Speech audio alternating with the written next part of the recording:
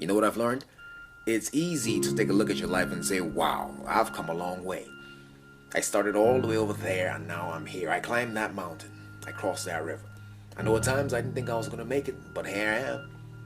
But what we don't do often enough is say thank you. We rarely take enough time to really say thank you to those people who played a role in our lives, who shaped us, who got us through the hard times, the moments we thought we would never make it out. And it's these people who are there for us without knowing it that we never thank. The hidden heroes, the inspirations, the motivators. So when you get a chance, say thank you. It's about gratitude. It makes the world go round. I was born in Miami, Florida, in an area called Liberty City, in an abandoned building on a hard linoleum floor with my twin brother. We were 6 weeks of age. We were adopted. When I was in 5th grade, I was identified as EMR, labeled educable, mentally retarded, put back from the 5th grade into the 4th grade, and stayed in that category until I got out of high school. I don't have any college training, but I met a high school teacher who one day changed my life. I was waiting on another student, and when he came in, he said to me, "Young man, go to the board and write what I'm about to tell you." And I said, I can't do that, sir. He said, "Why not?" I said, "I'm not one of your students." He said, "It doesn't matter, follow my directions now." I said, "I can't do that, sir." He said, "Why not?" I said, "Because I'm educable, mentally retarded." And he came from behind his desk and he looked at me. He said, "Don't ever say that again.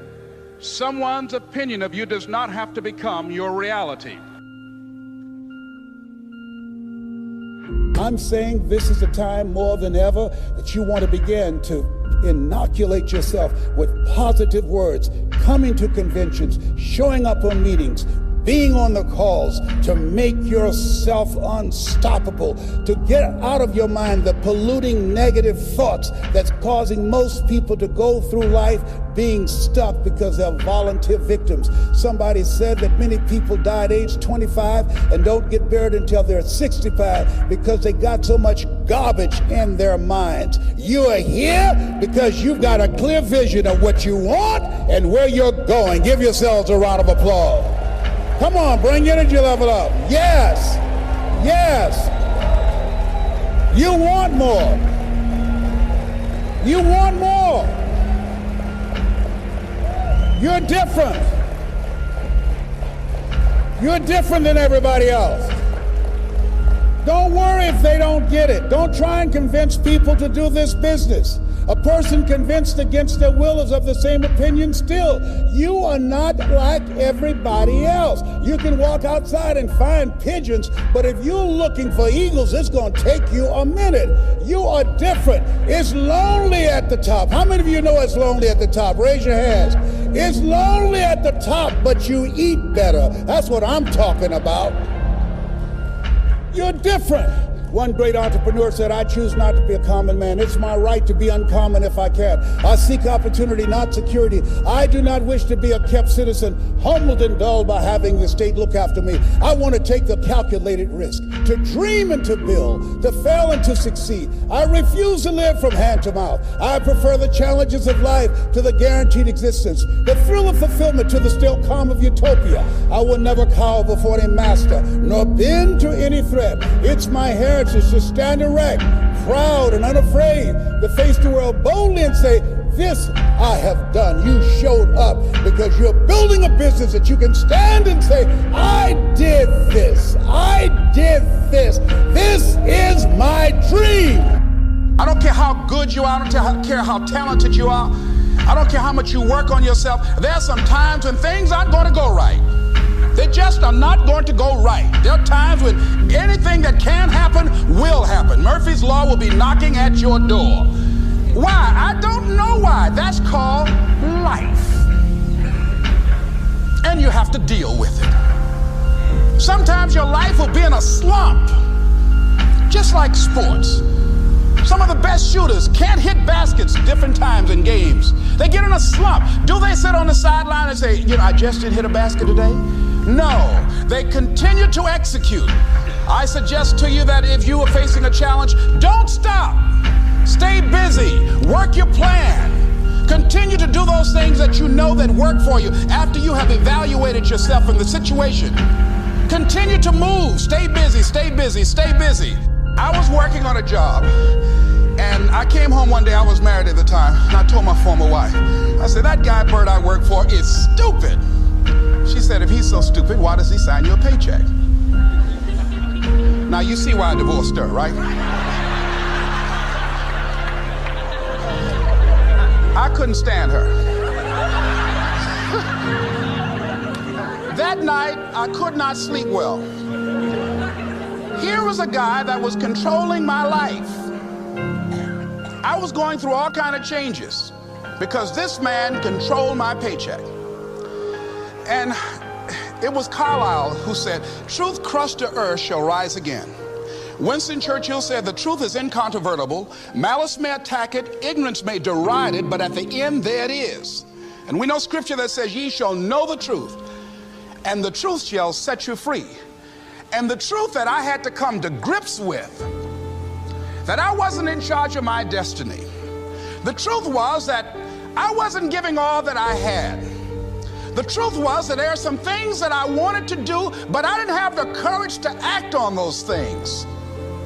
And the truth was that Bert Childs was a blessing to me. He made life so miserable for me, I had to start looking at my life differently. I started going to work earlier.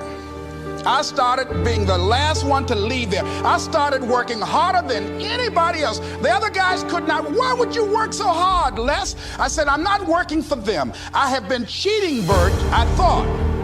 I've been cheating myself and my family, wherever you are, whatever you're doing, do it with everything that you have.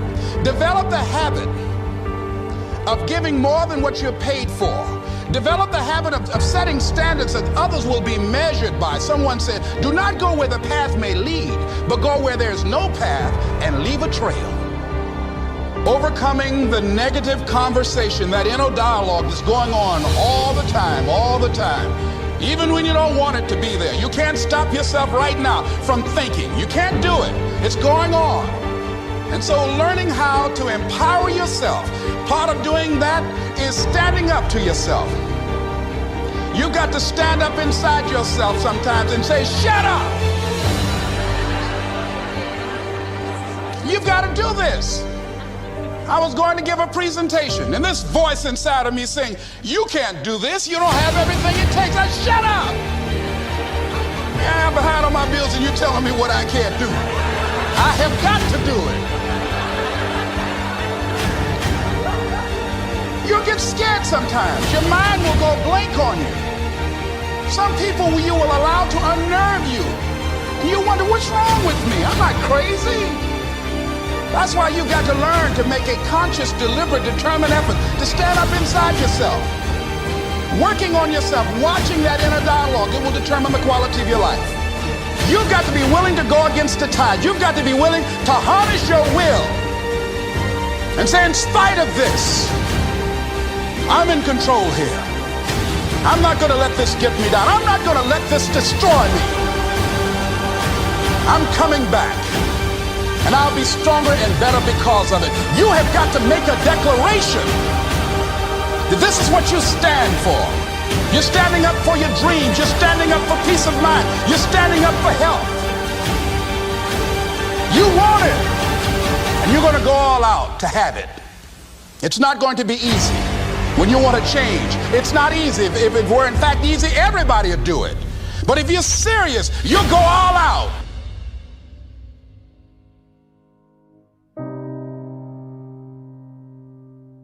No one could have convinced me by holding on, by continuing to push forward, by continuing to run toward my dream, that one day I would have my own talk show.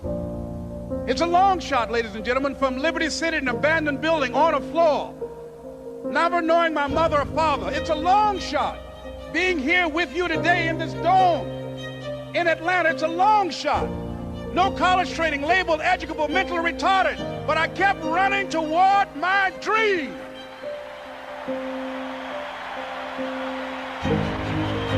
When I look back at my life, when I think of where I came from, where I started and how I got here, I can't help but be grateful for the people who played a role in my life, a silent but powerful role. Some of them will never know who they are, but I'm grateful, and all I want to say is thank you.